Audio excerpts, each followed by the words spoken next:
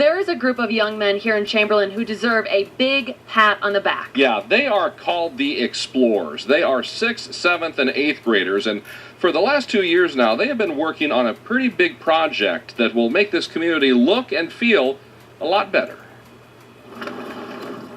The South Dakota prairie wind can be a beautiful thing if there's a flag in the way. See different kinds of flags, see how many there are. For years, Chamberlain has had an avenue of flags. In recent years, weather has damaged some flags, while others were vandalized, and the old flagpoles just weren't cutting it. That's when a group called the Explorers came into the picture.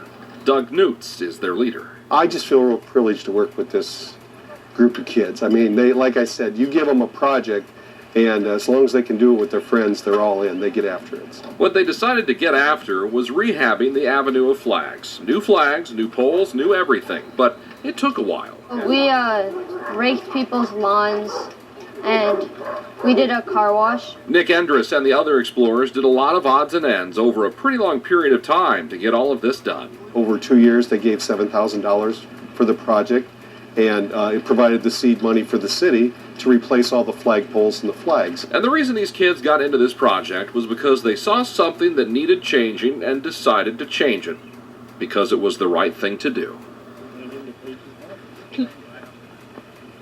And if you talk to these Explorers, they will tell you that they feel really good about taking the time to do something good for this community. It's the type of story that we like to tell.